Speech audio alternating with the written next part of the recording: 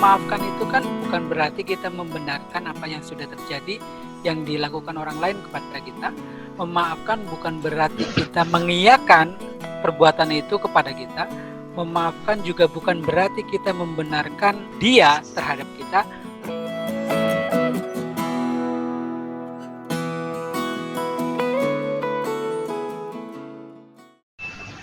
Oke, ini ada pertanyaan lagi mungkin ditujukan ke Coach Mario nih dari Anonymous. Boleh share tips untuk menghilangkan file negatif tentang orang lain kah? Semacam memaafkan gitu dari trauma kesalahan yang dilakukan orang lain yang berulang. Ikhlas itu kan mudah mudah diucapkan tapi susah untuk dipraktekkan secara dalam. Jadi lahir dan batin ikhlas itu memang cukup menantang, apalagi kalau permasalahannya cukup sangat dalam lah istilahnya. Itu memang biasanya ikhlasnya di depan orang aja bilang aku ikhlas. Sebenarnya bukan di depan orang. Ketika kita mengucapkan aduh aku ikhlas deh, utangnya nggak dibayar gitu. Tapi dalam hati, aduh banyak duitnya, masa nggak dibayar sih? Itu yang menjadi berat gitu.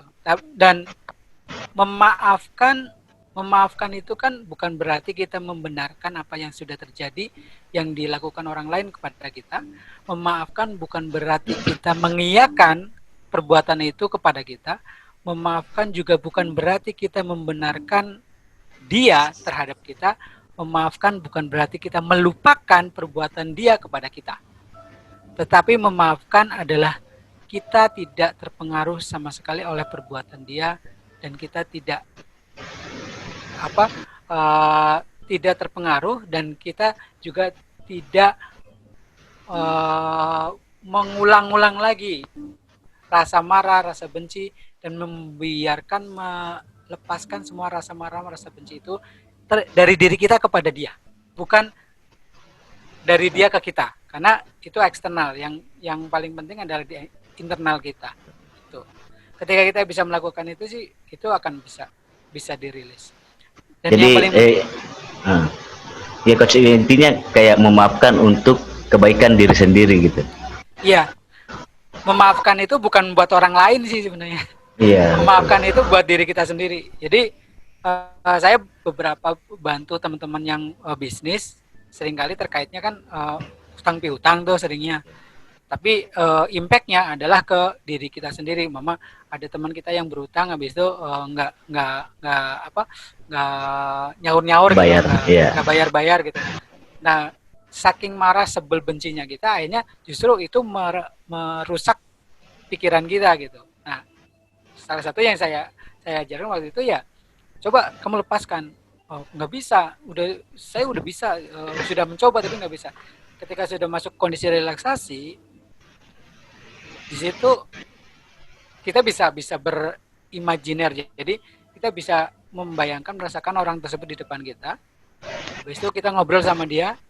Habis itu terjadi negosiasi. Udah, disitulah kita saling memaafkan.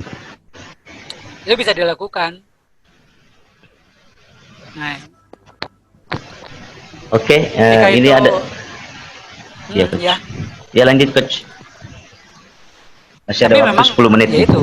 Nah, masalah memaafkan itu gampang-gampang susah. Iya juga sih coach. Tapi kembali, selama ada niat, niat itu pegang kuat-kuat, dan ketika sudah ada niat, masuk kondisi relaksasi. Setelah rileks banget, bayangin aja orang yang mau kita maafin siapa. Habis itu ngomong sama dia, semua yang kamu perbuat sama saya maafkan, saya ikhlaskan, dan semuanya pergi dari diri saya. Saya tidak lagi merasa marah, benci, sebel, kesel sama kamu, tapi saya merasa kasihan atas segala yang pernah kamu lakukan. Bayangin semua rasa marah, benci itu pergi, hilang dari diri kita, dan orang tersebut, bayangin orang tersebut semakin jauh, dan hilang dari pandangan kita. Tapi itu dilakukan dalam kondisi relaksasi yang dalam ya. Kalau bisa melakukan itu pasti apa ya? Bisa ngerasain manfaatnya cepet banget. Mungkin untuk awal-awal coach ada gejolak-gejolak gitu di dalam hati ya. Oh kenapa sih ini gitu. Kayak Iya. Itu wajar. Normal banget lah. iya. Kayak orang jatuh cinta. Iya iya. Kalau mau nembak cewek kan deg-degan gimana gitu perasaannya kan. Iya. Wajar. Ya, ini ditanggapi sama Anonymous.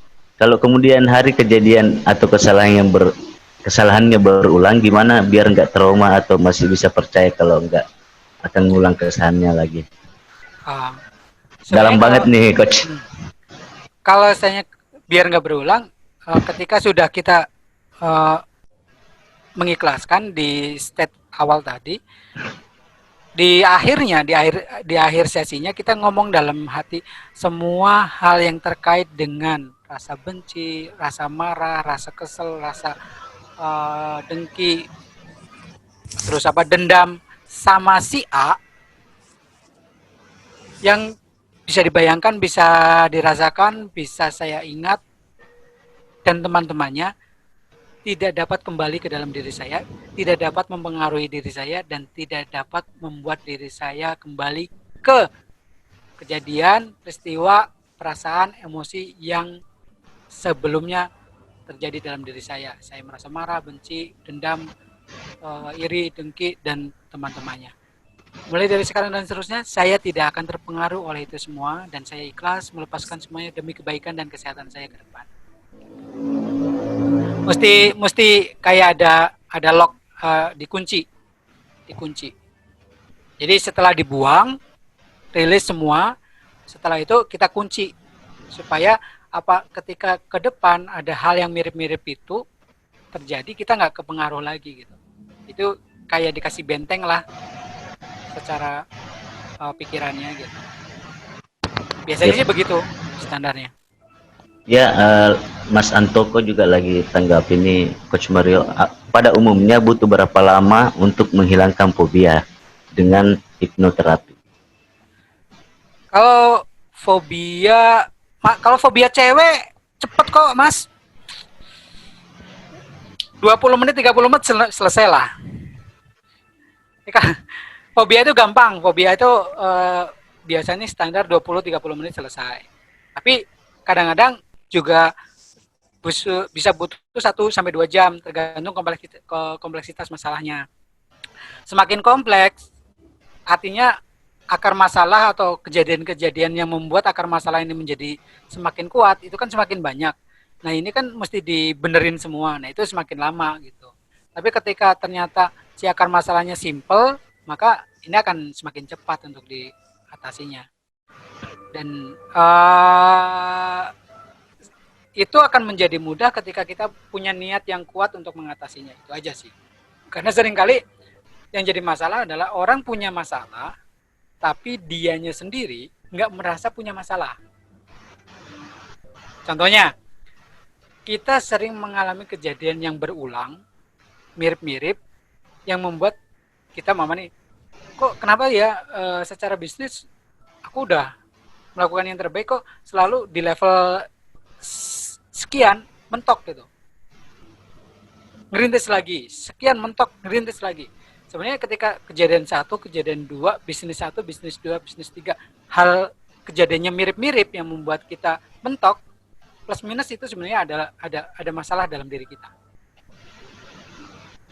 Jadi ketika kejadian pertama, bisnis kedua kok gagal lagi di lubang yang mirip-mirip gitu ya. Ketiga gagal lagi di lubang yang mirip-mirip, plus minus, oh ini kayaknya ada yang masalah dengan diri kita. Itu yang mesti dicari itu. Kenapa hal itu sampai terjadi? Dan itu biasanya memang butuh bantuan terapis, gitu. Nggak bisa sendiri sih biasanya. Waktunya sisa 4 menit, mungkin kita akhiri saja untuk sesi materi hari ini. Mungkin sedikit rangkuman ini untuk materi tadi, atau closing statement dulu ya. Untuk Coach Mario silakan. Kalau saya sih mulai dari sekarang sampai seterusnya stop masukin sesuatu yang negatif-negatif, yang jelek-jelek, yang nyinyir-nyinyir, yang nyebelin dan segala macam. Share berita, broadcast apapun yang nyinyir, yang segala macam, karena itu pisau bermata dua kepada diri kita. Dan yang paling penting adalah ketika kita bisa menjaga pikiran kita senantiasa positif, sehat, bahagia, maka ini akan membuat tindakan perilaku kita juga akan seiring dengan apa yang kita masukkan. Jadi kalau kita pengen memperbaiki diri kita sendiri, ya perbaikilah dari diri kita sendiri. Perbaikilah dari apa yang kita masukkan ke pikiran kita, kan, karena dari situlah kita akan menjadi apa seperti yang kita rasakan, lihat, bayangkan, dan lakukan. Gitu. Kira-kira begitu, Bang Edar. Makasih banyak Coach atas waktunya. Terima kasih juga untuk partisipan